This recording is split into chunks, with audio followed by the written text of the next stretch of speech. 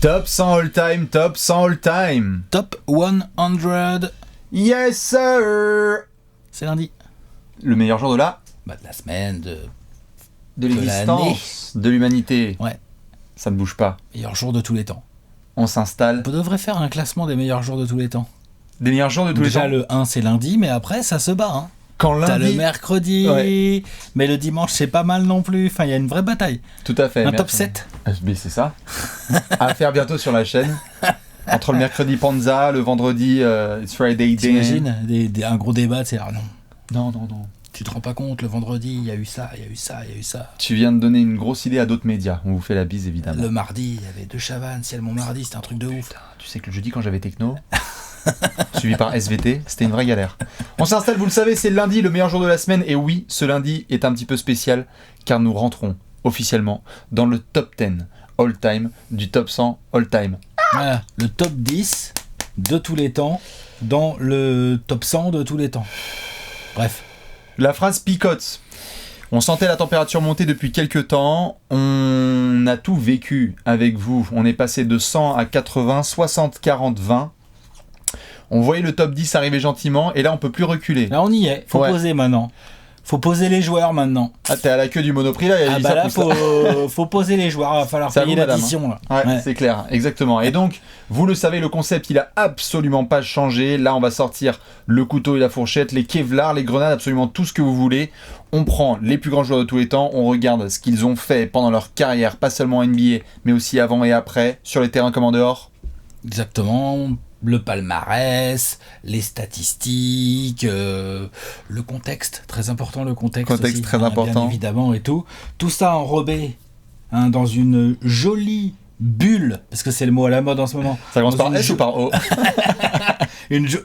O, Oh. une jolie bulle d'objectivité, De bien évidemment. subjectivité. Voilà, la subjectivité ou l'objectivité subjective, C'est ça. parce que Ah bah il y a de tout. t'as la subjectivité objective et t'as l'objectivité subjective. Vous avez 4 heures. Faites-vous plaisir. Boum. Et prenez un Doliprane avant qu'on parle justement de ce qu'on va bouffer. Ça ne bouge pas. Sur les épisodes précédents, vous l'avez vu, on a aussi beaucoup parlé de révolution du jeu, de ceux qui changent les règles. On devrait avoir 2-3 garçons là prochainement qui ont un petit peu impacté ce sport du ballon orange. Ah là, on rentre dans des sphères d'iconiques, de légendaires, de statistiques, de records, de palmarès, où bah là, forcément, genre, attaque de bague, oh, lol, t'as été qu'une fois MVP, attends, vas-y, oh, 29 000 points en carrière. lol, Ah, le con. oh le con, ouais. Eh, c'est pas shooté. Là, on est, Ouais, clairement c'est dans un peu ça. on est clairement dans le monde de la statue. Bonjour, j'ai une statue devant Ouais, quelque c'est part. ça. T'as pas de statue. T'as pas de oui, statue. Ah, tu joues là, encore, mais ok. Qu'est-ce que tu fais? Par contre, t'as peut-être 5 statues dans ton salon aussi. Parfois, ça arrive. Du coup, ça bouge pas évidemment. On va tout faire comme d'habitude. Les questions. On va y répondre certaines questions que vous nous avez posées. On fera aussi évidemment le reveal. Il y aura du gros débat. On verra aujourd'hui ce qui va tomber. Putain, l'impatience est maximale. Juste pour rappel. Vous pouvez vous refaire évidemment toutes les vidéos du Top 100. Il y a plein de questions auxquelles on a déjà répondu depuis à peu près 2004. Hein, parce que je crois que Il y ça a a quelques commencé heures de à- vidéos à se faire. Ouais, tout à fait. C'est un gigantesque marathon. Et donc, pour ceux qui ne l'ont peut-être pas vu, on va le dire quand même, il y a un joueur de Houston dont la fanbase nous a particulièrement bien accueillis ces derniers jours, qu'on Ça a va, laissé. je trouve. Franchement, je les ai trouvés très objectifs. De toute façon, la fanbase de Houston, franchement, d'une manière générale, au niveau de l'objectivité, ils sont quand même au taquet. Le running gag voilà. est très fort. Non, Ouais, mais pour le coup, voilà. c'est vrai qu'il y a eu un rêve qui s'est arrêté en porte de top 10. Quoi, pour, Ouais, qu'est-ce que tu veux, il y a c'est des comme choses. ça, hein, c'est la vie. c'est comme ça, peut-être que ça Il changera. bien qu'il y en ait un. En tout cas, il y en a beaucoup qui ont mis Hakim dans leur top 10. Bah écoute. C'est comme ça. Et justement, en parlant de top 10, avant de répondre aux questions, qu'est-ce qu'on mange? Ah oui, tiens.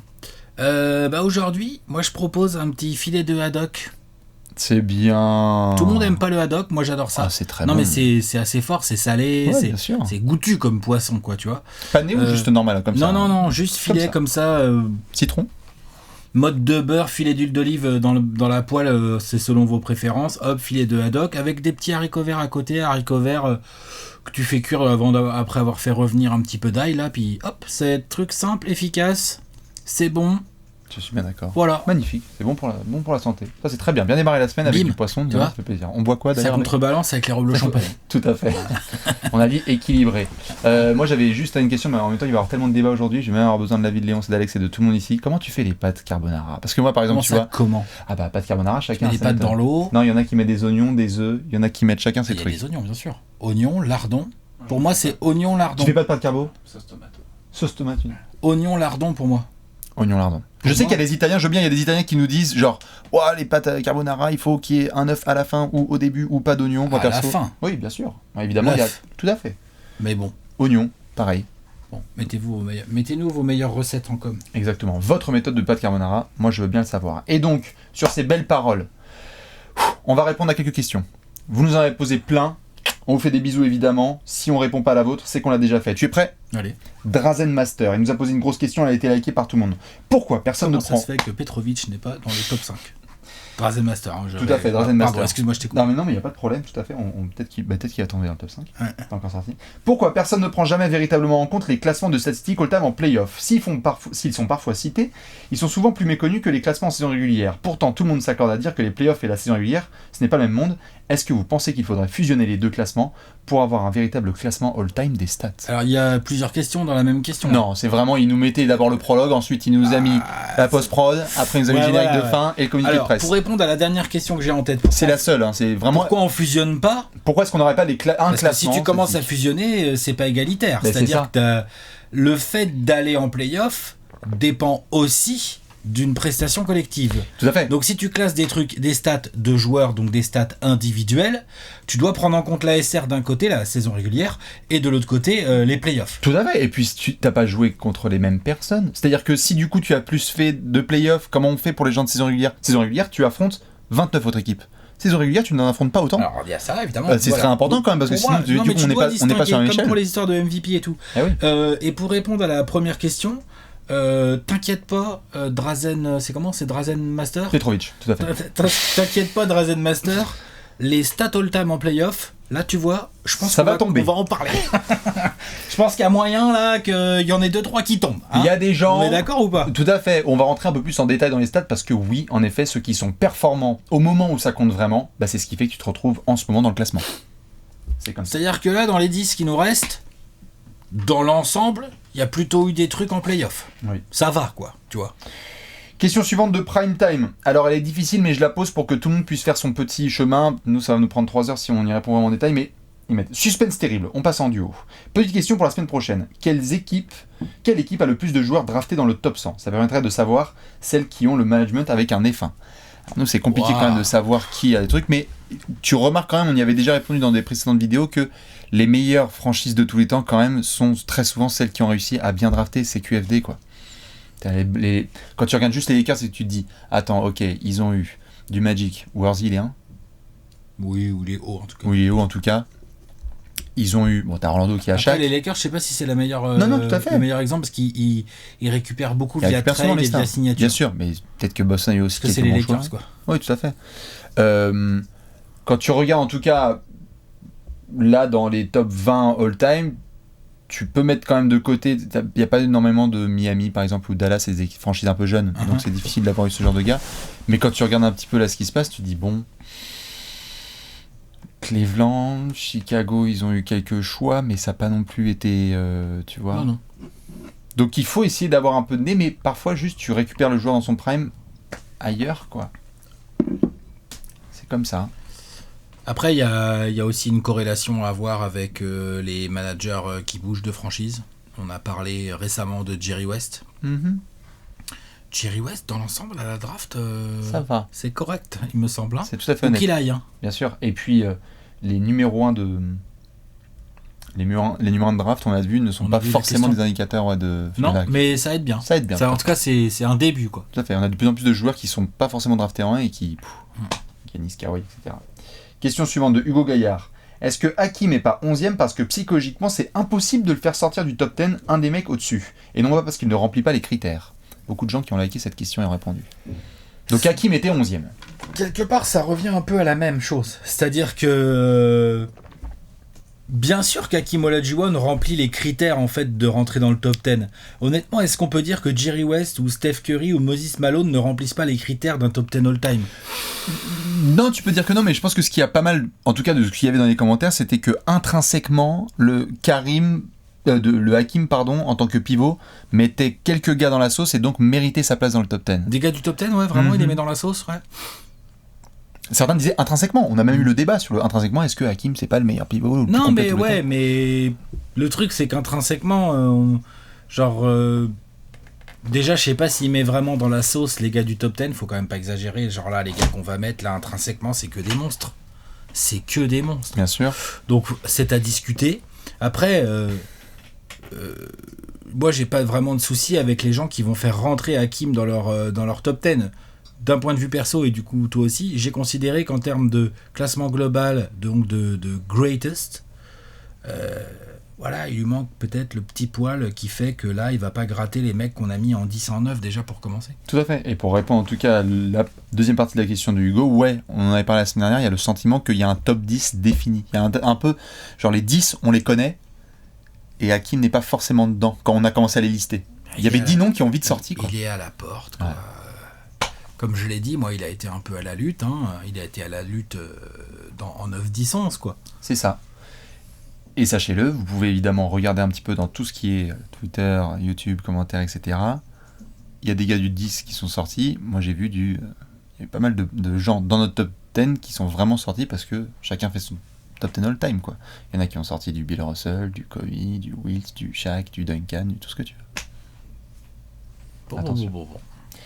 Une petite dernière question, j'en prends une. Il y avait une bonne suggestion de Samuel Alaïda. Salut la team, est-ce qu'il serait envisageable de faire un top 10 des grands oubliés de ce top 100 ? Un top 10 des plus grands oubliés du top 100, oui. C'est les places 100 à 110, quoi. ouais, c'est ça. Je pense qu'on va pouvoir le faire, ça serait drôle. Ouais. Voilà. Et enfin une dernière, ça c'est pour créer le feu total, de Nicolas Barrère. Salut l'équipe, petite question. Si Steph n'avait pas de choc en 2016, donc bague plus finale MVP, et qu'il n'avait pas gagné ses 2 autres bagues avec KD, aurait-il été mieux classé ? Mieux classé que ce qu'il est là ou mieux classé que KD ? Non, mieux classé que ce qu'il est là. L'argument d'une saison aussi folle que 2016, où ça termine avec la bague, ça peut le faire rentrer dans le top 10. Hein. putain. Même s'il n'y a pas les 2 bagues derrière. Hein. Moi, d'ailleurs, qui dit qu'il n'y aurait pas eu les 2 bagues derrière, Ouais. déjà, premièrement. Tu vois. Ouais. Et deuxièmement, ouais, ça peut. Moi je pense qu'il aurait gagné peut-être une place, genre de 14 à 13 ou 12. Je sais pas s'il fume Hakeem. Non, il fume pas Hakeem. Je sais pas s'il fume mon numéro 10. Pas en cours de carrière. Mais en tout cas, ça serait un putain d'argument quand même. Ah bah la saison 2016 ponctuée par un titre, Puis là, on a que des mecs qui ont des saisons all-time d'une manière ou d'une autre. Hein. ponctuée par une bague. Oui, ou des saisons all-time pas ponctuées par une bague. Tu en as encore là. Hein. Oui, tout à fait. On va y venir. Tu en as. Mesdames et messieurs, nous allons rentrer dans le top 10 des plus grands joueurs de tous les temps. Et avant ça, les 11. Voici le tableau d'Alex avec les places 100 à 11.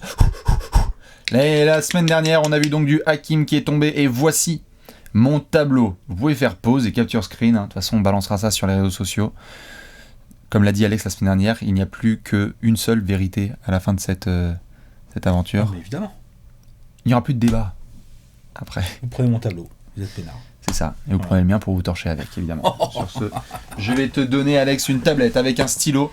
On va devoir mettre le joueur numéro 10 de notre classement du top 100 all-time. Léon s'appelle les flics.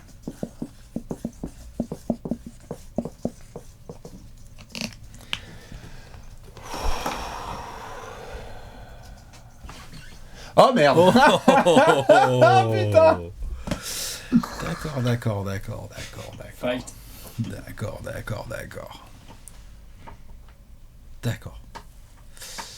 Bon, t'as quoi en 9 Attends.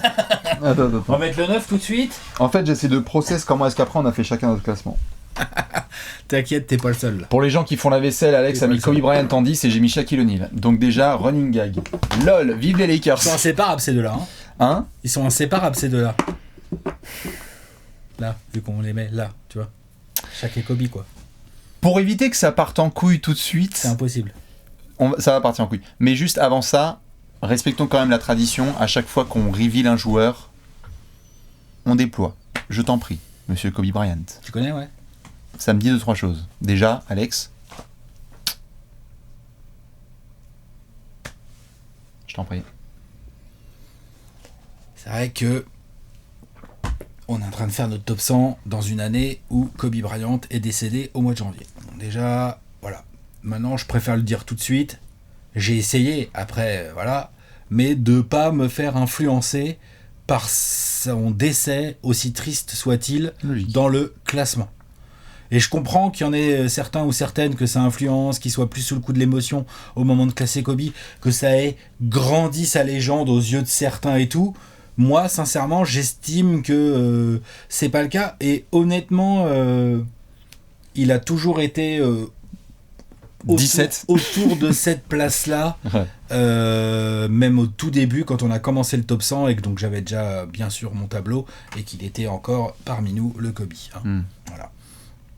Ceci étant dit, c'est une légende du jeu. Maintenant, je pense que de toute façon, on vient déjà de parler d'Hakim, Jerry West, pardon, mais de toute façon, tout ce qui arrive là, c'est des légendes.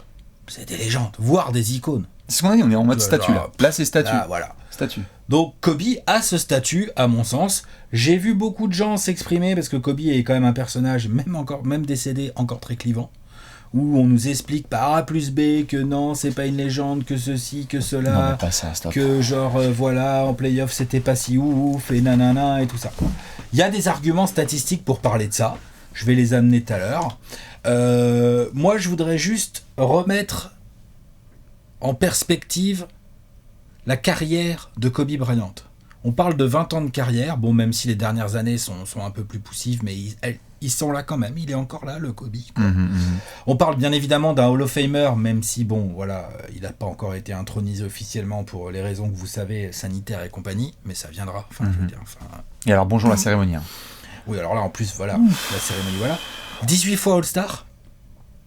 18 fois All-Star, voilà, je répète juste vite fait.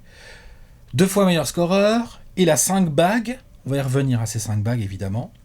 Il y a un paquet de All-NBA Team, je les ai pas sous les yeux, il y a un gros 15. paquet, je crois 12 All-NBA Defensive Team. Il y a 15 All-NBA Team et 12 Bon, alors Defensive évidemment, certains vont me dire oui, mais en fait, ça serait que 8 fois, ce qu'il y a au moins 3-4 fois, il l'a sur son nom, un peu la Defensive Team. C'est certainement possible, c'est tout à fait débattable, n'empêche qu'il y a eu un paquet de fois où genre le meilleur défenseur de la NBA au poste 2, c'était Kobe Bryant en gros, quoi. Merci, point barre. Voilà, après on peut discuter, oui, ceci, cela et tout, mais on peut, hein, effectivement, c'est vrai, en plus, les All-NBA Team, parfois t'as des mecs qui sont un peu plus là sur leur nom, Chris Paul ces dernières années ou quoi, c'est indéniable, mais il n'empêche que ça va. Tout à fait, on peut revenir sur cette histoire. On peut parler d'un mec qui jouait des deux côtés du terrain quand même. C'est ce que j'allais dire, merci, c'est juste, on peut revenir et dire que c'est 12, 6, 8, 7, 14, il n'empêche que juste c'est un des meilleurs défenseurs à son poste de tous les temps. Voilà. Il a été 2 fois MVP des finales. Je fais son petit. Maintenant, on va faire ça. Ça prend un peu de temps, mais donc j'aime bien un peu détailler parce qu'on a des mecs là avec des palmarès quand même un peu sérieux. Limite, celui de Kobe, c'est le plus court, limite de tout ce qu'on va faire là. 2 fois MVP des finales, 1 fois MVP de régulière. 4 fois MVP du All-Star Game. Je le dis juste parce que du coup, avec son décès et tout, si j'ai bien suivi, hein, on a le Kobe Bryant. C'est le Kobe Bryant Award. Voilà. Tout à fait. C'est aussi parce qu'il a été 4 fois MVP du All-Star Game. Égalité avec Bob Petit. Et puis que c'était très peu de temps après son décès et tout, donc voilà. Numéro 8, numéro 24, bon bah ils sont là-haut au Staples Center.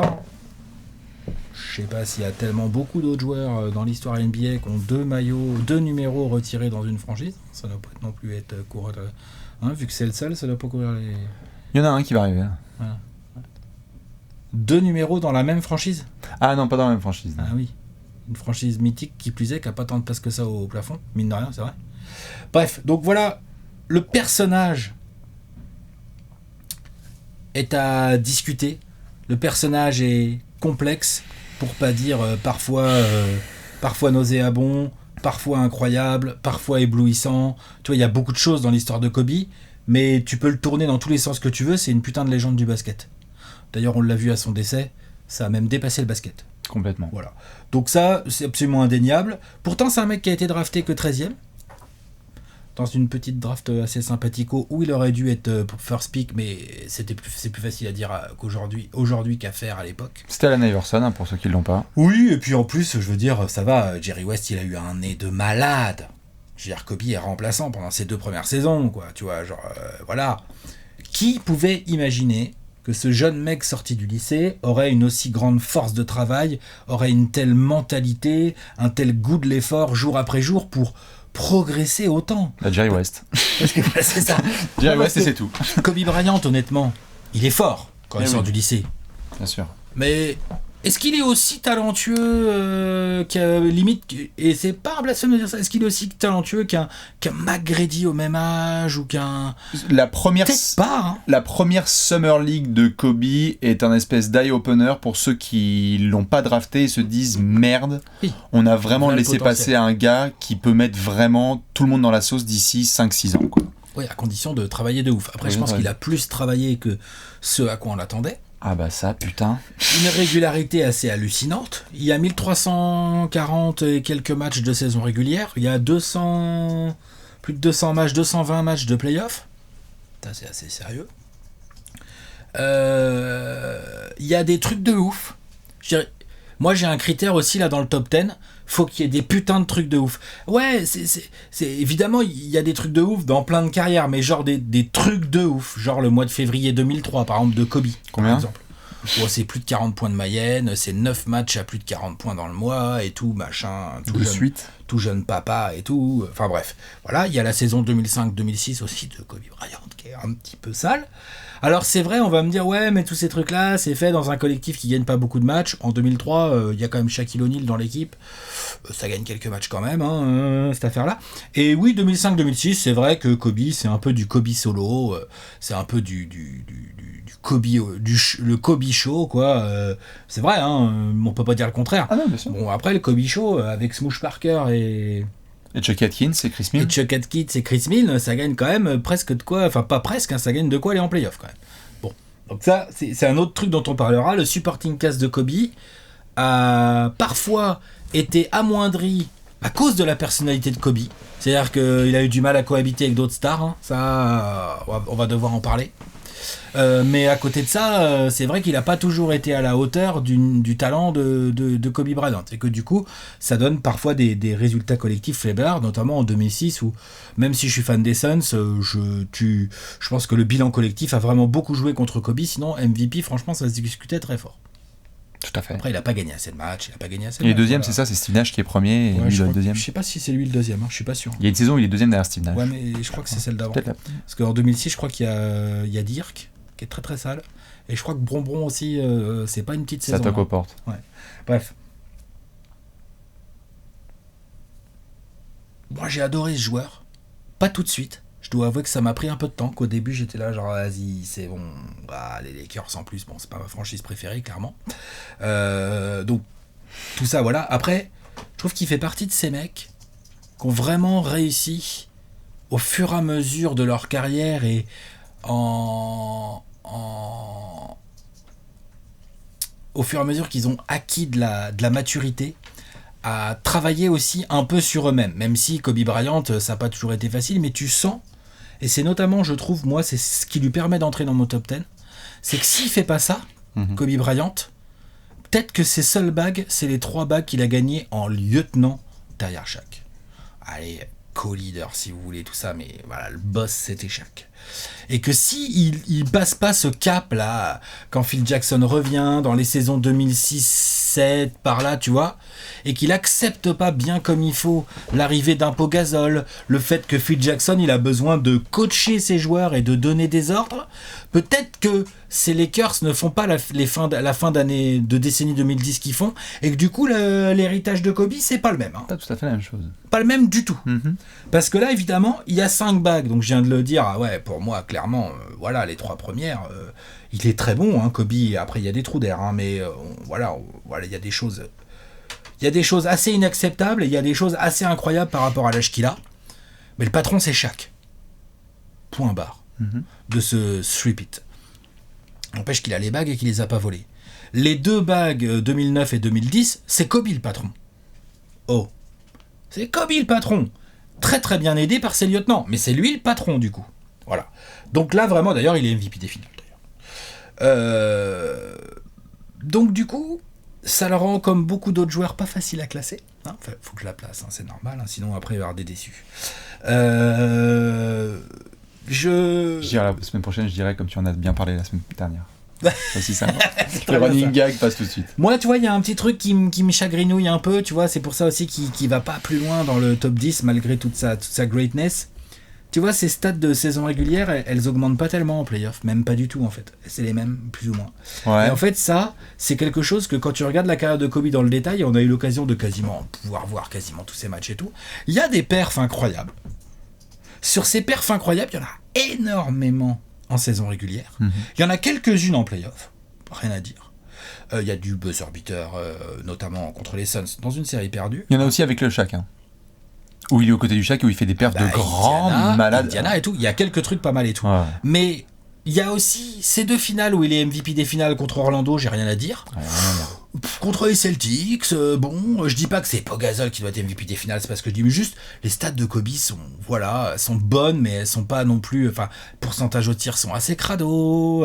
Il y a je sais pas comment dire, il y a un truc. Mais il n'y a pas une unanimité en fait, c'est tout simplement ça, alors qu'on a besoin d'unanimité au moment où non. Il y a trop de petits trucs qui me dérangent, et pour tout te dire, moi, Kobe Bryant était plus à la lutte derrière lui avec Hakim qu'avec les mecs que je mets devant lui. D'accord. Dans mon classement. Je l'assume totalement. Bien sûr. Après, ce qui me fait le mettre devant Hakim, du coup, c'est que je pense que naturellement, je pense qu'il partait plus loin en fait. Je pense que l'éthique de travail de Kobe Bryant, c'est un truc de fou furieux. Je pense que malheureusement pour lui, cette éthique de travail vient d'un caractère et d'une mentalité extrêmement auto-centrée, un truc vraiment où il a eu du mal toute sa vie. Je pense qu'il est psy quelque chose, tu vois, je sais pas quel est le nom, je veux pas dire que je dis pas qu'il est fou, tu vois, je remarque, il est un peu fou, je pense, il était un peu fou, un peu trop barré, un peu trop dans son truc, donc ça faisait qu'il avait cette espèce d'éthique complètement folle que personne pouvait ne serait-ce qu'approcher, limite, franchement, parce que là on va parler de certains mecs qui ont taffé aussi dans leur carrière, hein. Il y a quelques taffeurs, hein, on y vient. Il y a pas que des taffeurs, mais il y a quelques énormes taffeurs. On y vient, en majuscule les non-taffeurs. Mais même les énormes taffeurs, franchement, ils n'ont pas autant taffé que Kobe Bryant. Impossible. Voilà. C'est pas possible, en fait. Et donc ça mérite le respect, mais ça a joué aussi contre lui à des moments où il a eu du mal à lui-même comprendre les autres, à se faire comprendre des autres. Et tu vois, genre... Après, je sais que c'est pas possible, hein, mais si Kobe Bryant avait eu une mentalité de leader... je sais que c'est pas possible, hein. À la Duncan, à la Bird ou à la Brombron, oh là là, attention, hein. Ça se trouve il aurait 9 bagues, hein, ouais, mais dans les années 2000. Je sais que c'est pas possible. Non, mais il y aurait même pas 81 points dans un match, tu vois. Enfin, je veux dire, non, c'est il y aurait peut-être pas aussi. 80 points dans un match, mais je te dis, il y aurait peut-être 8 bagues par contre avec chaque. Peut-être, tu vois, j'en sais rien en fait. Donc du coup, ce que je veux dire par là, c'est qu'il y a un moment donné où, obligé de respecter son éthique de travail incroyable, obligé de fouiller le personnage, et il faudrait des heures et des heures et des documentaires dans tous les sens pour vraiment aller au fond de ce que j'essaye de dire là, mais ouais, ça a joué contre lui. Ouais, du coup, ces pourcentages, on dit ouais, Kobe, shooter incroyable, ça va en fait, enfin, il est tout juste à 33% en carrière de loin, quoi. C'est pas non plus genre un sniper, quoi, tu vois, genre faut arrêter de déconner. Alors ouais, il en a mis quelques-uns au bon moment, mais voilà tout ce qu'il a raté au mauvais moment aussi. Attention à ça aussi, tu vois. Ce manque d'élévation statistique globale entre la saison régulière et les playoffs fait chier. C'est dommage. Okay. C'est pas grave, mais c'est 25-5-5 en régulière et 25-5-5 grosso merdo en playoff Kobe. Après, avec de temps en temps des grosses perfs et tout. Ce manque de tirer les autres vers le haut, pas suffisamment. C'est-à-dire que quand il tire les autres vers le haut, c'est qu'en fait, il fait gagner l'équipe tout seul. Donc, il permet à l'équipe de faire gagner. Il a eu du mal avec ça. Après, il a fait des efforts dans la deuxième partie de sa carrière. De temps en temps dans la première partie de sa carrière, mais plus rare dans la deuxième partie de sa carrière, où par contre moi je me bats absolument contre Kobe, il faisait pas de passe et tout. Kobe, laissez tomber, il a un QI basket absolument exceptionnel. C'est uniquement un problème de mentalité et d'envie. C'est pas du tout un problème de voir le jeu ou de trucs que j'ai pu lire parfois d'eux hier. Kobe Bryant, les gars, mais arrêtez de déconner. Je pense que c'est le mec qui a regardé le plus de vidéos de basket de tous les joueurs de tous les temps. Enfin, tu vois, genre c'est un grand malade. Donc autant je le rentre dans mon top 10, c'est pas rien, je veux dire, tu vois, il est dans le top 10 des plus grands joueurs de tous les temps, Kobe Bryant, c'est pas le cas de tout le monde, hein. Là, pour le coup, lui, il est clivant, hein, Kobe Bryant. Hein. Autant t'as des mecs qui le foutent 2e, autant t'as des mecs qui le foutent 16e. C'est un des plus gros grands écarts. Il est clivant de ouf. Hein. C'est un des plus grands écarts. Tous les commentaires, t'es d'accord avec ça, tu l'as vu toi aussi. On va avoir... Toi, tu vas le mettre 3e, mais... Non, vous verrez, mais... de toute façon, déjà, ça ouvre le débat, et moi, évidemment, je compléterai quand il sort, Kobe. Déjà, on va y venir après, parce que c'est quand même... Vu que là tu mets Kobe en 10 et moi je mets Shaq, évidemment ça va ouvrir le débat Shaq versus Kobe. D'abord je vais parler de Monsieur O'Neal, mais moi je préfère être très clair. J'ai vu et je trouve ça bien qu'il y ait énormément de gens qui mettent Kobe devant Shaq, énormément de gens qui mettent Shaq devant Kobe, et quand j'observe les arguments qui sont mis en avant, je trouve que n'importe quel positionnement se tient. Je trouve. Du moment que Shaq est devant. Du moment que Kobe passe devant Shaq. Monsieur O'Neal, après on va pouvoir évidemment débattre de tout ça. Monsieur le Shaq, à la semaine prochaine. Non mais pour le coup, Monsieur Shaquille O'Neal, bon déjà évidemment on a vu toute la carrière, on a eu la formation à LSU, il est passé par l'Allemagne, on a vu ce phénomène athlétique arriver en NBA qui est une tornade. Enfin je veux dire, quand Shaq arrive au début des années 90 en NBA, dès la première semaine, bien sûr, dès la première semaine, tu sens que le mec va avoir un impact durable et parmi les plus grands joueurs de tous les temps, dès le début. Tu le sais dès la première semaine. Il est joueur de la semaine dès sa première semaine en NBA. Le ton est donné à Orlando. T'es le numéro 1 de la draft. Tu as un impact immédiat sur les résultats de ta franchise et même sur le jeu en lui-même. C'est-à-dire que dès ta première saison, tu casses des paniers, celui à New Jersey. Tu fais des matchs avec des triples-doubles avec 13, 14 contre, je sais plus combien il a fait. Sur la carte, hein. Bien sûr, Orlando, qui est une jeune franchise. Hein. Shaq arrive tout de suite. Il va se permettre notamment de faire le tournage de Blue Chips, de découvrir Penny Hardaway, de dire à son GM « Eh oh Coco, en fait ce serait bien de me prendre Penny, comme ça on va faire Kareem Abdul-Jabbar et Magic Johnson ». Bon, ça aurait été Kareem Johnson et Magic Abdul-Jabbar quand même au final. C'était pas tout à fait ça. Enfin c'était bien, puisque tu vas en finale NBA dès la saison 3. La saison 3 du Shaq. C'est ça, et la saison 2 de Penny et Shaq. Où tu vas donc en finale contre Hakeem Olajuwon. Quand on prend le joueur en lui-même, Shaq, parce qu'évidemment je vais faire tout le parcours, après on va arriver chez les Lakers, quand tu prends le joueur en lui-même, le premier truc qui vient à l'esprit c'est Shaq fait partie des 1, 2, 3 joueurs les plus dominants de l'histoire du jeu. Physiquement, athlétiquement, le débat n'existe pas parce que de voir, je ne sais pas si on verra à nouveau un mec aussi puissant, athlétique, agile, grand, gros, tout ce que tu veux. Et l'impact sur la NBA est tel que tu vois des coachs qui sont en panique, tu vois une ligue qui est en panique quand le Shaq commence à atteindre son prime. C'est-à-dire, on a le hack à Shaq. On a des coachs qui disent la priorité de cet été, c'est de trouver un gars capable de stopper Shaquille O'Neal. Et donc, avant même d'arriver au prime avec les Lakers, c'est que on a donc cette première finale où tu perds contre Hakeem Olajuwon, c'est Maître Jedi contre Padawan. Tout simple. Tu prends une leçon de la part d'Hakeem Olajuwon. Et en plus, c'est plus les Rockets qui mettent une leçon au Magic, parce que le Shaq, il se fait dominer par Olajuwon, et il prend moins la sauce que Patrick Ewing l'année d'avant. Mais bien sûr, bien sûr. Ça n'a rien à voir. Tout à fait. Il se bat le Shaq. Bien sûr. Le Shaq fait sa finale. Enfin, tu vois, voilà, bien sûr. Quoi. Il fait sa finale 95. Il y a l'arrivée chez les Lakers avec le gros coup de poker de Jerry West, qui donc prend Kobe Bryant à la draft et qui remet aussi le Shaq. C'est quand même Jerry West qui arrive et qui dit c'est parti, on va essayer de créer une petite dynastie. C'est même Jerry West d'ailleurs qui ramène donc Phil Jackson, qu'on en avait parlé dans son épisode. Le Shaq, je trouve personnellement, et évidemment on va en parler en bien, puisqu'il y a le prime 2000-2003 qui est quasiment intouchable et qui fait partie des plus grands primes de l'histoire de ce sport. Mais avant ça, puisqu'on fait le parcours complet, et tu l'as fait avec Kobe, parfois on nommait un petit peu trop les casseroles qu'il y a aussi du Shaq. En tant que patron, il y a du sweep. Il y a des équipes dont le Shaq fait partie, où il se fait balader parce que, on peut dire que c'est l'entourage de quoi que ce soit. Vas-y. Tu penses il y a le Jazz qui est passé, il y a Houston qui est passé, il y a vraiment eu des sweeps, il y a même les Spurs qui sont passés. Tu penses aux Lakers de la fin des années 90 ? Tout à fait. Ouais, non, mais bien sûr. Pour que les gens situent en fait. Bien sûr. À la fin des années 90, les Lakers avant 2000, avant le Staples Center, avec Kobe encore jeune, Della Harris, avant que Phil Jackson arrive, tout ça. Van Exel, tout ça là. Van Exel. Eddie Jones, tout à fait. Il y a des All-Stars. Et pourtant, les Lakers, il y a des équipes des Lakers à la fin des années 90, avant qu'on arrive en 2000 avec Kobe et compagnie, où ils sont bons en saison régulière, mais où ça peine aussi en play-off.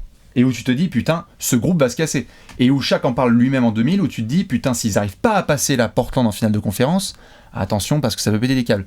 L'image et l'étiquette qui est mise sur le Shaq sur le début de sa carrière, c'est que même s'il est fort et dominant, il rend pas non plus lui forcément les autres meilleurs. Tout à fait, grave. Et c'est l'image qui lui est étiquetée parce qu'en plus, lui, on lui dit depuis qu'il est gamin, pense à Kareem Abdul-Jabbar, pense à Bill Russell, pense à Wilt Chamberlain. Des gars qui vont peut-être apparaître dans cette vidéo, enfin dans les vidéos. Et puis aussi, tout à fait, et puis Shaq, donc les années 90, je pense qu'on a déjà pas mal parlé ces derniers temps. Genre, en plus, v'là la concurrence au poste. Tout à fait. Dans ses premières années. Bien sûr, et donc il prend quelques leçons, tout à fait. Il prend quelques leçons d'Hakim, mais il jouait Robinson, il jouait Mutombo, Patrick Ewing, Alonzo Mourning, tout à fait. Et donc ça a notamment formé le pépère. Tout à fait, ça a formé le pépère pour que quand Phil Jackson arrive, on arrive à ce qui, selon moi, est le plus gros argument du Shaq dans tout son dossier, c'est de 2000 à 2003. C'est-à-dire qu'on a un niveau de suprématie et de domination sur le reste de la NBA qui fait que les 29 autres équipes sont à plat ventre. On a le run des playoffs de 2001 où tu fais un quasi-perfect, il y a juste le match d'Iverson en finale, ouais. Mais sinon c'est tout. Alors que pourtant il commence à y avoir des galères avec Kobe en termes de feud pendant la saison régulière. La saison 2000 du Shaq, c'est ce qu'on appelle le Big Bang de l'an 2000, puisqu'on a MVP All-Star, co-MVP, MVP de saison régulière et MVP des finales, il roule sur tout le monde.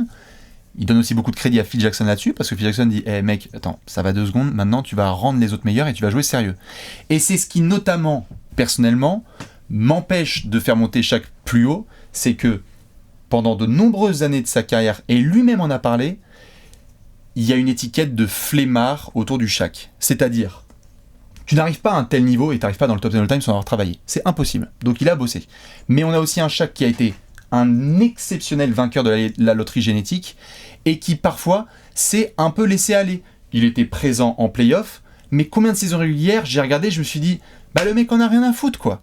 Et moi ça me travaille dans mes ingrédients de la greatness. C'est-à-dire le Shaq, on dit, attends, c'est un des plus grands pivots de tous les temps, un des plus dominants, mais il a été qu'une fois MVP de saison régulière. Ça me travaille, tu vois, par exemple, bon, après, pour le Shaq. Et il a pas été tant que ça deuxième ou quoi que ce soit. Hein. Mais bon, c'est aussi parce qu'il y avait des concurrents sérieux. Je suis d'accord, je dis juste... Il aurait pu en avoir plus. Il aurait pu en avoir plus, et c'est ça mon problème, c'est que le Shaq... Non mais juste parce qu'avec ce qu'il a fait, quoi, il aurait pu en avoir plus. Il aurait pu tout à fait, mais c'est pas comme s'il a été 6 fois deuxième, tu vois. Et ce qui m'embête souvent avec le Shaq, c'est cette image de... Le basket, c'était bien, c'était important, mais c'est pas non plus trop la prio, quoi. Je veux dire, c'est important, le Shaq a été dominant, mais il y avait aussi le rap, le cinoche, le showbiz, et donc, du coup, ça n'a pas empêché d'être ultra dominant de 2000 à 2003. On a des finales NBA. Combien de fois on s'est marré à rappeler les stats du Shaq en finale NBA face aux Pacers? C'est le Minitel, 36 points, 18 rebonds. On peut pas lui enlever ça. Ah mais non, Shaq. Mais on ne peut pas lui enlever ça. Ça compte. Ah mais bien sûr. Il y a eu quelques chokes. Enfin, c'est pas des chokes, c'est. Il y a eu des foirés. C'est des foirés. C'est pas vraiment des chokes parce que je pense pas qu'il était favori. C'est pas le bon terme là, à ce moment-là. Ouais. C'est pas le bon terme. Par contre, lui, quand c'est arrivé en finale et puis que tout le monde s'attendait à ce qu'il domine, il a dominé. Il a roulé même. Tout à fait. C'est et donc, plus du... bien sûr, certains vont mettre sur la table, parce que je le mets pour faire le profil complet, certains vont mettre quelle était vraiment la compétition au poste de pivot à ce moment-là. Je le mets sur la table. Moi, je trouve pas que ce soit un argument de fou, mais je l'ai vu et entendu. Oui, c'est-à-dire que certains ont dit, bon, en même temps, il a un vieux Dikembe Mutombo sur la gueule, et puis sinon, là, Jaron Collins et Eric Smith. Mais je dirais que pendant toutes les années 90, il a fait de la stat de port, il a toujours été très dangereux. Et du jour au lendemain, où la concurrence a un peu baissé, en fait, il a roulé. C'est ça. Tu vois, bien sûr. Et donc du coup, il y a ce déclic sur le Game 7 contre Portland qui donne naissance à cette dynastie des Lakers, ou au moins 3 vraies grosses années, où il est juste trop fort. Moi, je m'attendais à plus de MVP de saison régulière. Il est indétrônable du top 10 parce que son impact sur le jeu et sur l'histoire est trop fort. Je pense aussi personnellement qu'on est pas mal impacté parfois par le personnage qu'est Shaq. C'est-à-dire qu'il y a l'idole, le personnage, l'icône, et il y a le joueur. Et je trouve que Shaq fait peut-être partie des 3-4 plus grandes icônes de l'histoire de l'NBA. Je sais pas si c'est un des 3-4 meilleurs joueurs. Tu vois, souvent... Il y a des gens qui connaissent Shaquille O'Neal, Magic Johnson, Michael Jordan, et pas forcément Larry Bird, Tim Duncan, etc. Mais parce que c'est un showman, et c'est peut-être un des plus grands showman qu'on a eu dans l'histoire de l'NBA. Donc du coup, moi parfois, ça me travaille parce que on a envie d'être copain avec le Shaq, et donc ça lui fait monter les places aussi. Parce qu'on trouve qu'il est sympa et qu'on a envie d'avoir à l'apéro, là, sur le pouf, etc. C'est ce qui...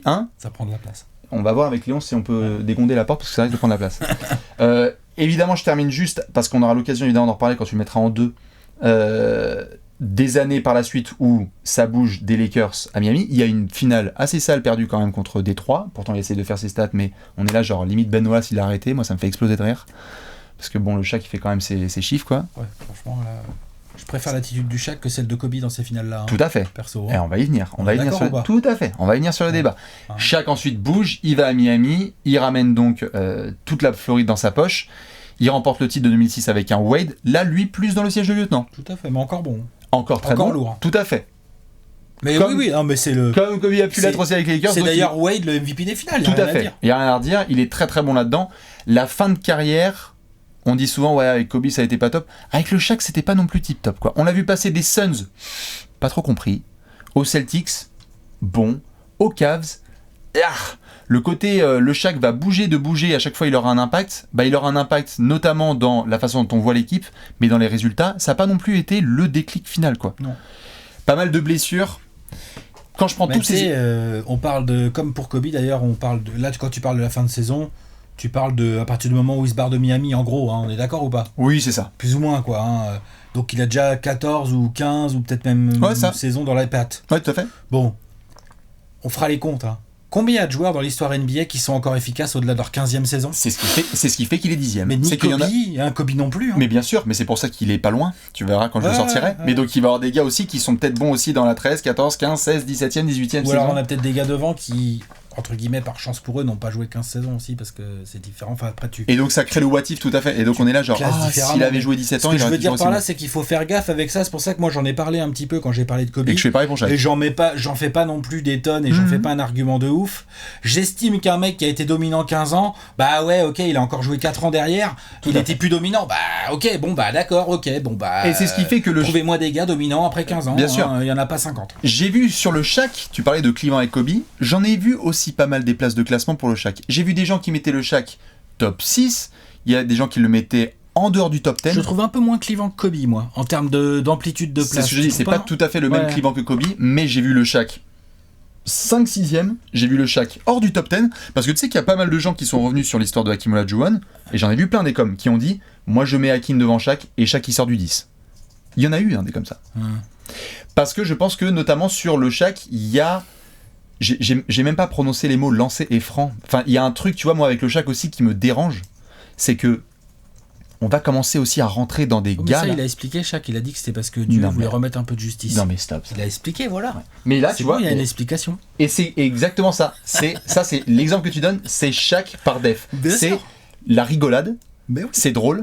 Mais un des mecs les plus atroces de l'histoire a un des gestes les plus importants du basket. Et je dis pas que, et je dis pas que parce qu'il a pas rentré ses lancers francs, du coup il sort du top 20. C'est pas ça, mais c'est juste que moi perso, je vais commencer à rentrer dans les considérations où si t'as un truc aussi obvious en moins dans ton jeu, ou vraiment qui t'a pénalisé quand même dans ta carrière, parce qu'il y a des gens qui ont envoyé Shaq à la ligne, et parfois ça n'a pas marché contre eux comme tu dis en finale NBA, et parfois ça a bien marché aussi. Et bah du coup ça le pénalise et ça crée une espèce de chute dans mon classement. Donc toi, Kobe, ça sera devant Shaq. Donc on peut rentrer dans le débat. Et juste avant qu'on s'y mette, dites-nous où est-ce que vous mettez Kobe par rapport à Shaq et Shaq par rapport à Kobe. J'ai vu beaucoup de 50-50. J'ai vu du Shaq devant Kobe et du Kobe devant Shaq pour plein d'arguments. The floor is yours. Pourquoi est-ce que tu mets Shaq devant Kobe ?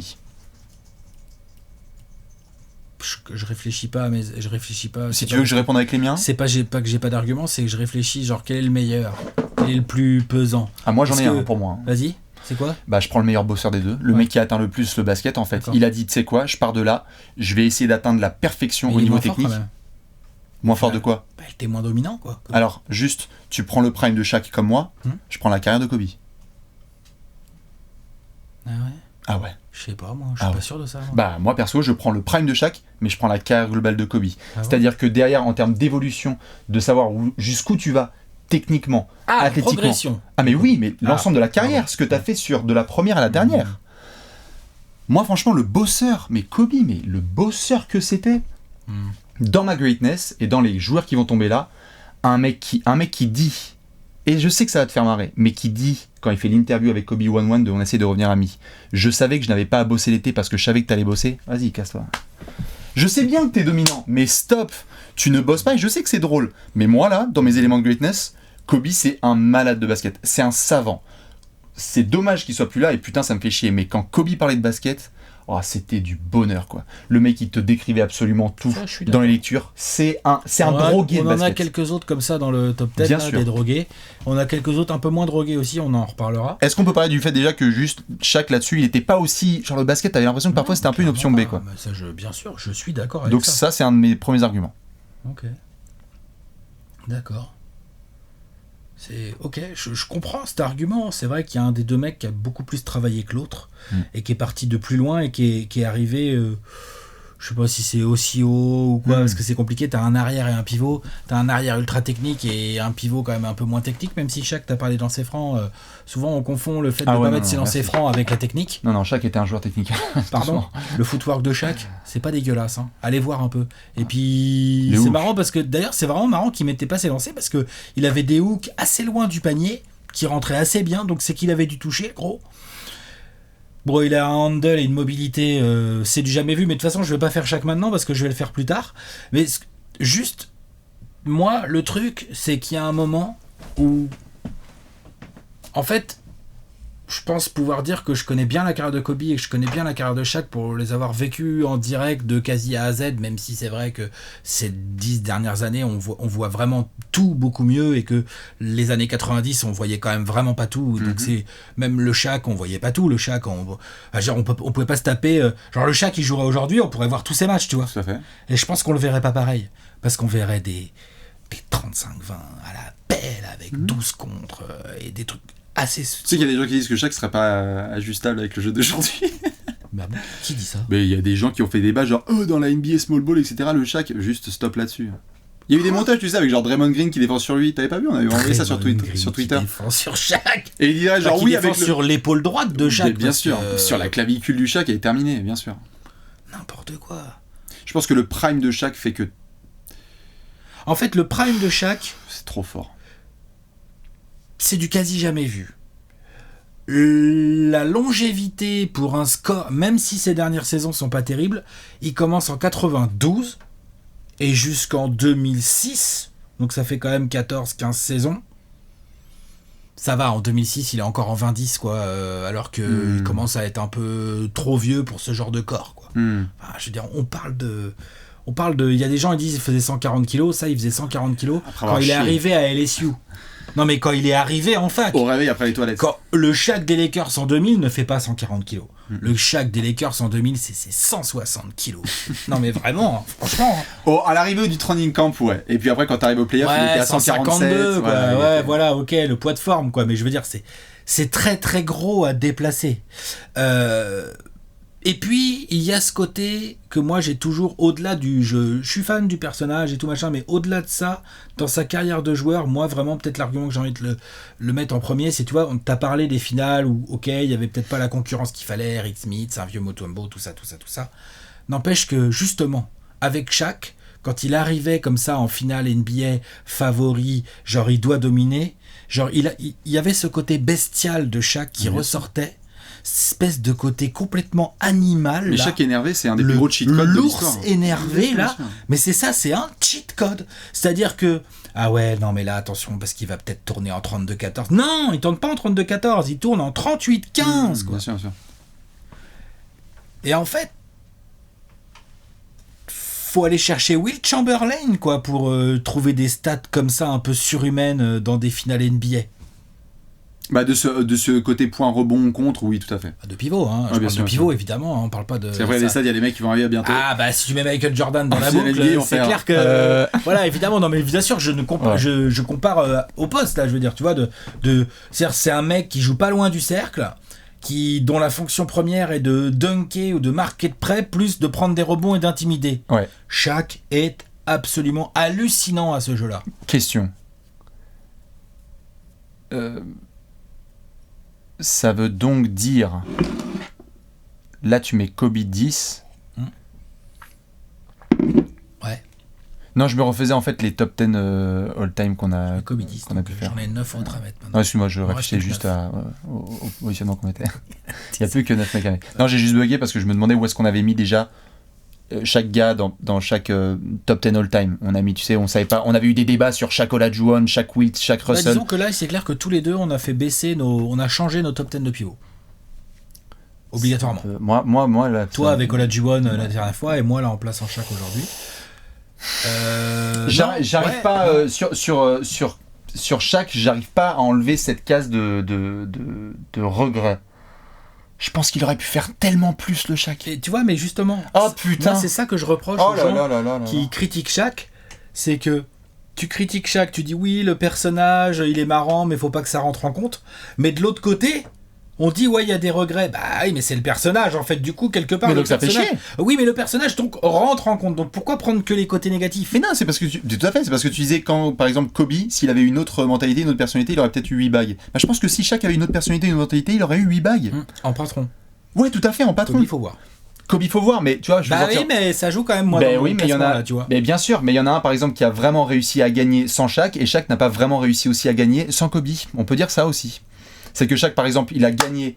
Et on dit souvent que il a gagné avec Wade. Bah voilà. Très bien. Il est pas pour rien quand même. Je sais pas si ça gagne sans lui quand même. Faut pas exagérer. Et donc c'est pour ça qu'en ping-pong, je réponds souvent, arrêtons de faire croire que Kobe tenait la main du Shaq et disait vas-y, amène-moi jusqu'à la bague. Kobe, il était All NBA Team, il était All Defensive Team, il était aux côtés. T'as été le premier à dire qu'en effet, il est plutôt.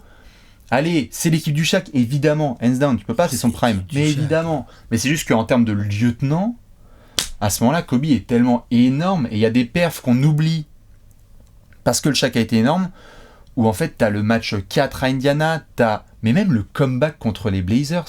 Le comeback contre les Blazers, refaites-vous le 4e quart-temps.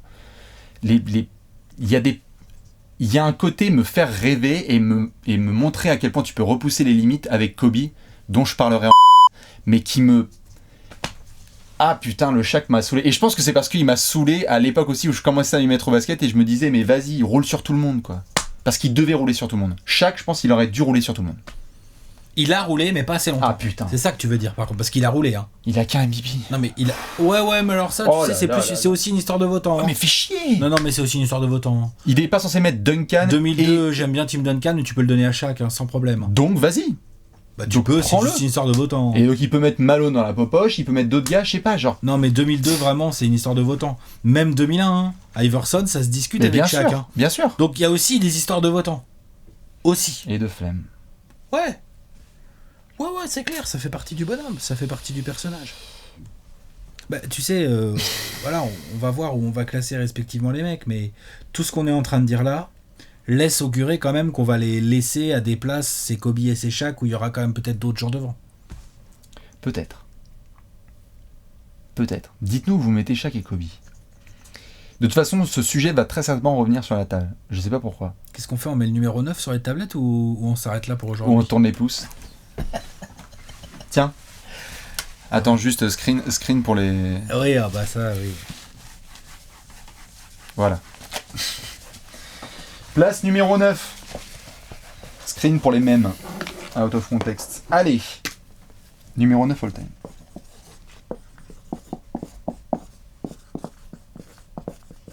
Il y a du rab à la cantine. T'as déjà mis le Shaq ?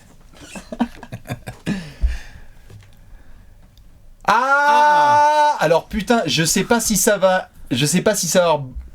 Est-ce qu'on va avoir beaucoup de gars du top 10 où on est pareil sur la même place ? Alex a mis Wilt Chamberlain et moi aussi. Et donc là, donc toi, Kobe Bryant, donc moi je mets Kobe devant Shaq et Wilt, ouais, sans problème. D'accord. Et donc, inversement, Shaq est devant Wilt. Je cache pas que ça a causé. Oui, vas-y, redis-la. Mais oui, Shaq est devant Wilt. Ça a un peu causé. Ouais. Oh, ça se discute bien. Tout à fait. C'est pour ça qu'ils sont collés, hein, moi. Ouais, ça se discute ils sont 10 et 9. Bien. Parlons de Monsieur Wilton Norman Chamberlain. Numéro 9 du top 100 all-time. Alors déjà, avant qu'on commence... Exactement. Tu parlais de clivant. Moi, j'ai vu du Wilt top 3. J'ai vu du Wilt en sortie de top 10. J'ai vu Wilt entre...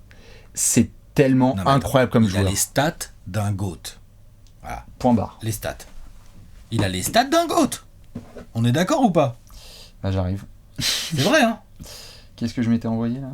Ouais, laisse tomber. Déjà, ses carrières, plus de 1000 matchs de saison régulière en carrière, 30 points, presque 23 rebonds de moyenne. Hein. 30-23 en carrière. Numéro 1 all-time au rebond. lorsqu'il prend sa retraite, c'est le meilleur scoreur de l'histoire de la NBA. 31 000 et quelques patates. C'est Deuxième ça, plus grande moyenne de scoring de l'histoire. Et ça se joue à ça avec Jordan. Hein. Ouais. Je sais plus, c'est quoi Oui, c'est genre c'est le 10e. 30.5 et 30 ouais, points. c'est ça, ouais. Le plus de points dans un seul match. Le plus de points dans une saison. Le plus de rebonds dans un match. Le plus de rebonds dans une saison. La plus grosse moyenne de points. La plus grosse moyenne de rebonds. Le seul pivot à avoir mené la ligue en passe décisive. Le plus de contres non comptés de l'histoire. La plus grande moyenne de rebonds de tout ce que tu veux. En l'état actuel, alors qu'il y a 50 ans qui ont eu lieu depuis que Wilt Chamberlain ne joue plus, il a encore une centaine de records. Voilà. Alors, faut pondérer quand même ça au fait qu'il y a certains records, s'ils n'ont pas été battus et ne seront probablement jamais battus. On avait fait une vidéo d'ailleurs là-dessus sur les records. Tout à fait, une des plus grandes vidéos de l'histoire. C'est une vidéo sur Wilt, vous verrez. Ouais. Non, mais c'est vrai. En fait. Il y a du Shaq aussi. On a essayé de glisser d'autres gars, mais en fait, on a parlé de Wilt. Ouais. Il y a du petit, là, Utah. Là, ouais, c'est ça. Mais il a autant de records encore aujourd'hui, c'est parce qu'effectivement, il a fait péter des stats hallucinantes, mais aussi parce que la NBA a tellement changé depuis que Wilt joue, qu'il y a des choses qui font que, bah ouais, mécaniquement, il y a des records, tu pourras pas aller les chercher. Ouais. Non ? Si, pardon. C'est ça que je veux dire, c'est pour pondérer le côté genre, ouais, il a tout plein de records et c'est complètement hallucinant,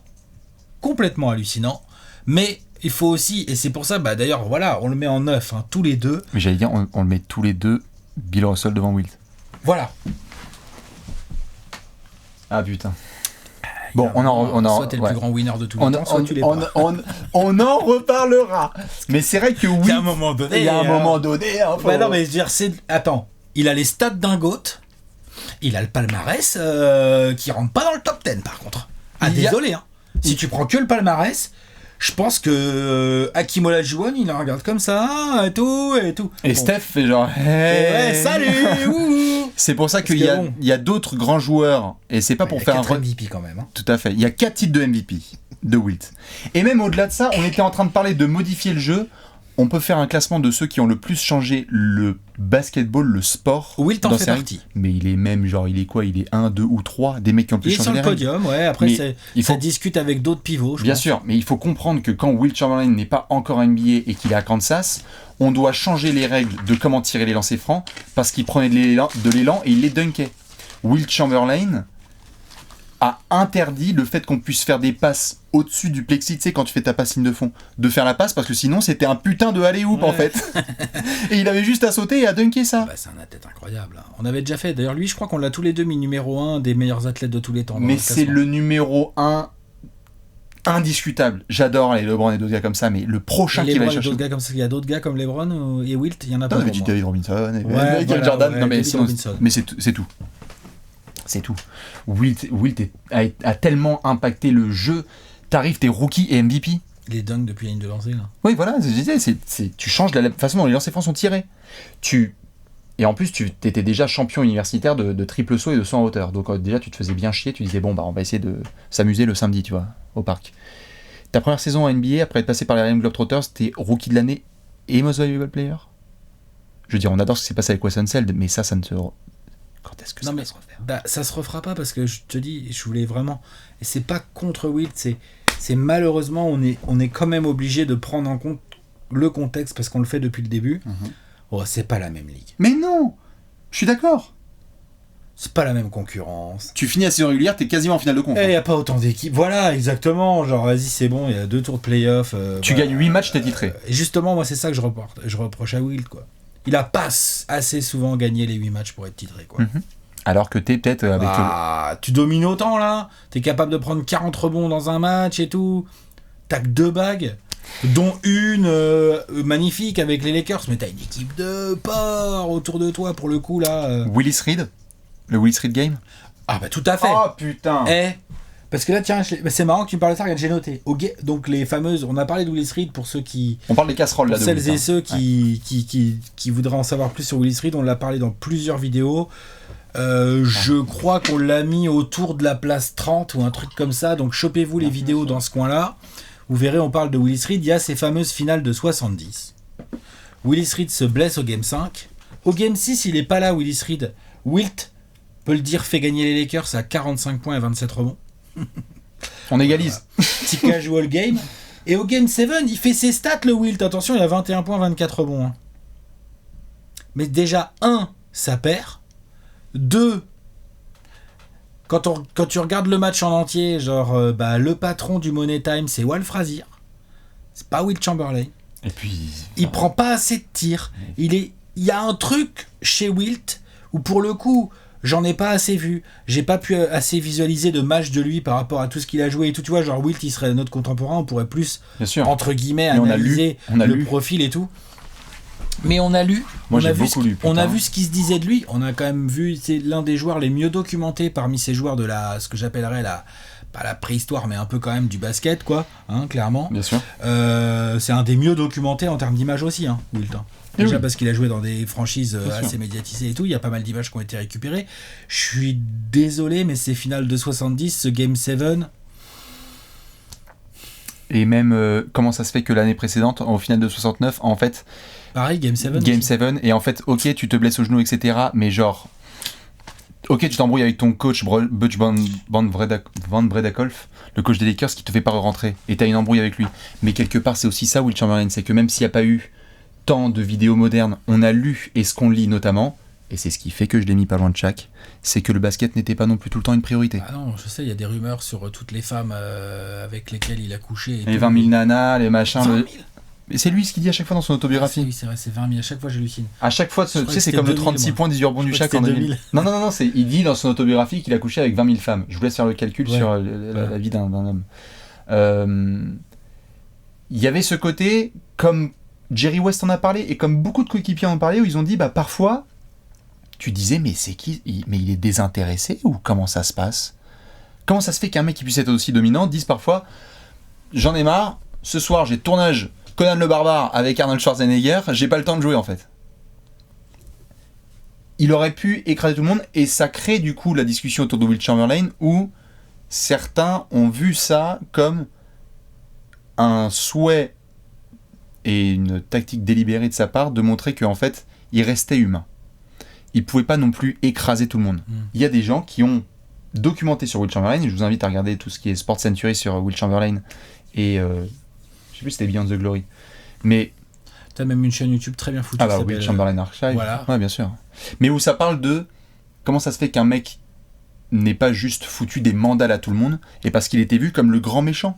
C'était Goliath. Tu vois, c'est ça que je reproche vraiment, et c'est pour ça que que j'ai pas encore posé Shaq alors que je viens de poser Wilt Chamberlain, parce que justement par rapport à la discussion qu'on a eue juste avant, la Kobe Shaq et tout machin, je trouve qu'il y a des similitudes dans les profils, complètement. On est complètement d'accord. Genre gâté par la nature. Gâté par la nature, les deux, attention. Vainqueur de la loterie génétique. Aussi grand, aussi costaud, et se déplacer aussi vite avec autant d'agilité, c'est juste, c'est unfair. Mais rajouter 50 kilos à Anthony Davis, point barre. De muscles et de tout ce que tu veux. C'est ça. Et pas le shoot, par contre. Mais enlever le shoot. Et donc, effectivement, et ne pas réussir à avoir la régularité suffisante, peut-être un problème de discipline mentale, clairement. Mais tu vois, par contre, je trouve que vraiment, Wilt, ça se voit encore plus que le Shaq dans les grands moments, quoi. Et puis, le Shaq, il a quand même réussi à rouler sur des mecs, quoi. Après, il est pas tombé sur une des plus grandes dynasties de tous les temps. Moi, je trouve que Wilt et les Lakers, avec Elgin Baylor, Jerry West, on va pas me dire qu'ils avaient pas les moyens de faire en sorte que les Celtics n'en gagnent pas. Ils en ont gagné 11, dont 8 je crois, contre les Lakers, surtout. Tu vois, je crois qu'il y en a 8 finales contre les Lakers. Ouais, non, pas contre les Lakers. En gros, Wilt Chamberlain les a rencontrés très souvent, que ce soit avec les Philadelphia Warriors, puis Philadelphia Sixers, puis Los Angeles Lakers. Ok. On va pas me dire que Wilt, ok, les Celtics, équipe incroyable, on va certainement peut-être en reparler de cette équipe incroyable, tout ça, et la façon dont elle était construite, et la discipline mentale qu'ils avaient, eux, pour le coup. Mais il a eu le supporting cast. Il y a plein de gens qui parlent du supporting cast en disant oui, attends, t'as pas eu quand même les gars qu'il fallait. Quoi ? Il a deux top 30 all-time. 2 Elgin Baylor et Jerry West, on les met tous les deux. C'est la fin d'Elgin, mais oui. Non, mais je suis d'accord. Il est encore, ça va, il joue encore au basket, hein, c'est encore correct. Hein. Je le défends pas, on est tous les deux d'accord. Ça le fait baisser, moi. Ça l'a fait baisser dans mon classement, moi. C'est pareil. L'argument un peu plus que le supporting cast qui revient souvent, c'est quel était son coach. Ça, Je l'entends déjà plus que le supporting cast. Et quelque part, t'as envie de dire quel était son coach, ok. Mais combien de fois on a vu aussi des gars qui sont tellement légendaires qu'en fait tu changes l'image de ton coach, quoi, en fait. C'est-à-dire qu'il n'y a pas besoin d'attendre Bill Sherman ou Alex Hannum, je crois, le gars des Sixers 67. Je sais plus qui est le coach. Mais normalement, t'es tellement dominant. On parle de toi comme le pivot le plus dominant et le joueur le plus physiquement, athlétiquement dominant de l'histoire du jeu. Tu dois pas t'arrêter à autant de finales perdues. C'est pas possible. Même si c'est un sport collectif. Tu ne peux pas. Ou alors, il faut qu'il y en ait plus de gagnés. Oui, Parce voilà. que là, il n'y a que 2 gagnés. Bah oui. Donc non. Il n'y a que 2 gagnés. Il y en a beaucoup de perdus face à des ok, ouais, mais je suis désolé. Les Knicks de 70, tout aussi forts qu'ils étaient collectivement, genre, oui, Gene Baylor, un peu peut-être vieillissant, il est encore bon, mais faut la gagner celle-là. Mais bien sûr, et puis me dérange celle-là, moi. Et souvent la 70 elle reste en front, mais allez voir des Les 69. mais allez voir même les précédentes, il y a des matchs de Wilt où on est en game 6 ou game 7, mais je crois que c'est surtout game 6. Faudrait que je revoie quelle année où il y a genre 8 points ou genre 12 points et 27 rebonds. T'es là genre mais 12 points. Gros, mais T'es sérieux? 12 points à la fin du quart ou à la fin du match? Grèce ou pas? À Grèce? Non, je suis d'accord. Donc ça... Trop frustrant. Alors qu'il a les chiffres du GOAT. Hein. Bien sûr qu'il a des stats de GOAT. Mais bien évidemment. Moi, tu vois, là, dans ma fiche, là, j'ai écrit stats, 2 points. Enfin, j'ai écrit LOL. LOL. Ouais. Parce que... Tu mets erreur 404. pas tout détaillé, quoi. Parce que c'est juste, voilà, absolument hallucinant. Donc, son palmarès individuel est quand même extrêmement lourd. Extrêmement lourd, 4 fois MVP et tout. Mais... Finalement, il est qu'une fois MVP des finales. Finalement, vu que, pareil, il a fait un peu de Harlem Globetrotters et puis après... Il est arrivé tard. Il est arrivé un peu tard, donc du coup, il y a un peu moins de saisons peut-être que d'autres et donc un peu moins de matchs.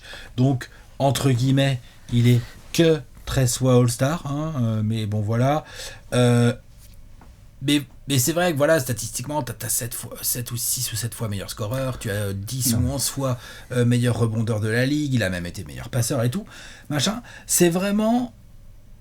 C'est basketball référence, Will Chamberlain. Tout ce que tu as dit dans tes critiques sur le Shaq, je trouve que c'est valable pour Wilt, même un peu amplifié. Ouais. Même un peu amplifié, ouais. C'est pour ça que je mettrais Shaq devant Wilt. Je comprends. Moi, personnellement. Et ben j'entends et j'ai hâte de voir quand tu sortiras le Shaq plus tard. Moi je le mets, tu vois, devant le Shaq parce que putain, je peux pas. Combien de fois on voit des records, on voit des genres. James Harden a rejoint le groupe des 60 points, 10 rebonds, 10 passes. Numéro 1, Will Chamberlain. Machin a mis 70 points dans un match. Numéro 1, Will Chamberlain. On est constamment confronté face à un mec qui peut-être en effet n'a pas gagné, et ça va nous mener aussi parfois des débats sur genre combien de fois en fait tu vas en finale, est-ce que c'est mal vu, est-ce que c'est bien vu, est-ce que si tu y es c'est déjà que t'es très fort, mais tu perds parce que l'équipe en face elle est juste meilleure. Ah, bien sûr. Et ça, d'ailleurs, s'il y a des gens dans notre top 10 dont on va pouvoir parler de ça, peut-être dont le bilan n'est pas, tu vois, enfin c'est pas la perfection. Le forcément. truc là, c'est que t'es dans les années 60. C'est oui. qu'il y a que 8 matchs, quoi. Tout à fait. C'est pas la même NBA, quoi. Il y a moins d'équipes, quoi. Tu joues tout le temps les mêmes et tout. Et c'est pour ça que je suis d'accord. C'est ce qui fait que je le mets là. Et qu'en même temps, il y a des saisons à 50 points. Il y a des saisons à 48,5 minutes de moyenne. Il y a un match à 55 rebonds sur la tête de Bill Russell. Il y a trop d'anomalies. Will Chamberlain arrive, on lui dit il faut que tu changes ton jeu pour qu'on puisse gagner. Aux Sixers, il devient le meilleur passeur de la ligue et ils font une des plus grandes saisons de l'histoire. Il est juste en 24-24-8, quoi, en gros. Peut-être que le mec qui était le plus capable de tout faire, c'était lui, quoi. Il aurait pu absolument tout faire. Parce qu'en plus, tu disais là sur le technique, genre Shaq, à chaque fois on dit... Pareil, on dit que Will Chamberlain, t'as l'impression, oh le mec il a juste dunké, mais vous êtes des ouf. Non, regardez les images. Non, mais surtout même avant, même qu'on commence à parler des fadeaway de Jordan, de Kobe, etc., un des mecs qui faisait le fadeaway au poste, c'était Wilt Norman Chamberlain. Donc... Non, parce qu'on l'a beaucoup taclé, donc que je remette aussi un peu, qu'on remette un peu de 3. De toute façon, il est dans notre top 10. Donc ouais, bien sûr. Du principe que malheureusement, on va peut-être passer aussi du temps à expliquer le pourquoi, du comment, des mecs que tu mets devant, à chercher les défauts dans les légendes. Donc c'est peut-être un peu trompeur, mais n'oublions pas la base de cette émission. Le mec est dans le top 10 all-time. Il est dans le top 10 all-time. Ça peut être, comme tu l'as dit, un joueur qui peut bouncer prochainement, parce que, en tout cas, chez nous deux, il commence à se rapprocher de la sortie. Alors que pour beaucoup... il est encore logé dans le top 5, peut-être un peu plus les anciens qui l'ont vu, qui ont assisté à absolument tout de sa carrière, ou du moins de la Mais couverture non, qu'il y en avait. personne, c'est les années 60. Non, mais bien sûr, mais ce que je veux dire par là, c'est qu'il y a des gens Ils qui. regardent pas Trash Talk sur YouTube pour ces gens-là. Voilà. Non, mais c'est tout ce que je voulais dire. C'est les gens qui ne voient pas cette vidéo. Appuie sur play là en bas à gauche. Voilà. Augmente le son. Oh, bah même pas, Voilà. laisse tomber. Augmente le son. Ouais, voilà. Mais bon, voilà, ouais, Wilt Chamberlain, hyper difficile à classer. Et j'ai vraiment pas de problème s'il y a des gens qui disent mais vous êtes des oufs, il est devant Bill Russell, je le mets numéro 5 parce qu'il a fait trop de grandes choses. Ça me fait penser, et c'est pas un running gag, ça me fait penser à des mecs qui font des très grandes saisons régulières en ce moment, et tu vas pas avoir la bague au bout, et en fait, dans notre ère actuelle, bah, ils finissent en punchline, quoi. Ils finissent en punchline. Tout à fait. Et ça aurait été le cas avec Wilt. Exactement. Il aurait fait des 50-25 et on dirait oh my god. Surtout qu'en plus, je le répète, mais t'as que 2 tours de playoff, quoi. T'es direct en finale de conf. T'y es, en fait, enfin, genre, voilà, quoi, enfin, genre, y a pas de, genre, oh là là, incroyable, il a dominé l'Est, oh là là, incroyable, il domine l'Ouest tous les ans, bah, il domine, enfin, bref, il gagne une série de playoffs, quoi, en gros. En gros, il gagne qu'une série de playoffs, en fait, Wilt Chamberlain, souvent. Dans sa carrière. Après, je crois que ça passe vers la fin des années 60, ça passe 3 séries, enfin, la série de finale et la faut que tu troisième. gagnes 12 matchs pour... Voilà, mais, donc ça, c'est un vrai bémol. Qui, moi, pendant longtemps, hein, moi en gros, Wilt, pour celles et ceux que ça intéresse, je l'avais entre 6 et 9. J'ai jamais eu au-dessus de 6 par contre. Non, moi non plus. Jamais. Mais entre 6 et 9, voilà, ça a longtemps été. Puis il a fini 9, tu vois. Moi pareil, il était entre 6 et 10, il a fini en fermeture 2. Je voulais le mettre à côté du Shaq, parce qu'il y a ce côté vraiment similaire sur le côté, le basket, bon c'est bien, mais c'est pas non plus pas parce qu'il est important, et les lancers francs, nom de Dieu, je sais pas, je fais une fixette là-dessus, c'est... On commence à être dans des joueurs où globalement tu commences à picorer, quoi. On essaie de savoir quels sont leurs défauts et tu dis bah il y a quasiment plus grand chose, là on atteint la perfection. Bah Wilt, c'est le mental de gagneur. Ouais. C'est son plus gros défaut, bien au-delà des lancers francs, je pense. S'il remporte le titre de 70, bah tu sais que c'est un petit truc qui fait bien il basculer, gagne peut-être une place, ouais. Ah ouais. Peut-être il va me chercher les mecs, je vais pas dire les noms, mais les mecs que j'ai en 8 et en 7 peut-être. Peut-être. Celui-là est frustrant, je trouve. En fait, quand tu fais la carrière de Wilt, celui-là, tu fais bon, d'accord, les Celtics, et encore quand tu vas dans le détail des finales contre les Celtics ou des finales de conf quand il est à Philadelphie. Il le fait qu'une fois. Hein, je crois qu'il bat qu'une fois Bill Russell sur une série de playoffs. Bah, c'est le titre de 67. Bah, ouais. Et c'est tout. Sinon, tu bloques tout le temps. Donc, si à chaque fois t'as bloqué, aujourd'hui, quelqu'un qui ferait. Et c'est pas contre James Harden, hein, on a déjà rigolé la semaine dernière à IO. Mais quand on voit des joueurs dans notre ère actuelle qui font des saisons à 30 ou 35 ou 40 points, ou qui font des trucs à la Giannis, et en fait, tu chutes en play-off, qui est un rendez-vous des grands, ce n'est pas un acte isolé et dû à ta seule personne. Évidemment, on est dans un sport collectif, mais t'es le patron, à toi les fleurs, à toi les coups de fouet, quoi. C'est vraiment... On distribue les roses quand ces gars-là triomphent, et en même temps, on sort le AK-47 quand ces mecs perdent. Et pour Wilt, on peut pas faire de poids de mesure. Non, surtout la NBA dans laquelle il était en fait. C'est aussi, ça joue beaucoup pour moi pour mettre Shaq devant. C'est quand même pas la même NBA, merde. Je dis pas que Wilt n'aurait pas dominé les années 90 dans la raquette et qu'il aurait pas fait du Shaq dans la raquette. C'est tout à fait possible, mais il n'empêche que il y avait quand même plus d'équipes à battre, il y avait quand même plus de variété de pivots. Pas les mêmes chaussures, pas les mêmes avions. Pas les mêmes athlètes en face aussi. Bien sûr. Le Shaq a vraiment écrabouillé des athlètes hors normes. Wilt, il en a eu quelques-uns, mais il en avait moins que le Shaq à se bouffer. Je suis à peu près d'accord. Et voilà aussi la deuxième question, c'est-à-dire... Tu changes ton classement du coup alors ? Absolument pas. Tu vas crever. Entre Wilt et Shaq, qui vous mettez aussi en mieux classé, puisque là on commence à avoir... La Kobe Shaq, Wilt, ça y est, non mais Wilt, c'est Russell. Ça y est, les gens ont au moins une idée. On va le montrer là sur le gros tableau, mais... Il y a des... Ça y est, on a pris des vraies positions, sur Kobe, Shaq, ça y est, on y est. Et Shaq, par contre, vous comptez pas sur moi pour les séparer, hein, par contre. Rendez-vous dans 3 semaines. Ouais. Il va nous sortir ça dans le top 5. Non, mon Dieu! On va montrer le gros tableau? Allez, vas-y, fais péter.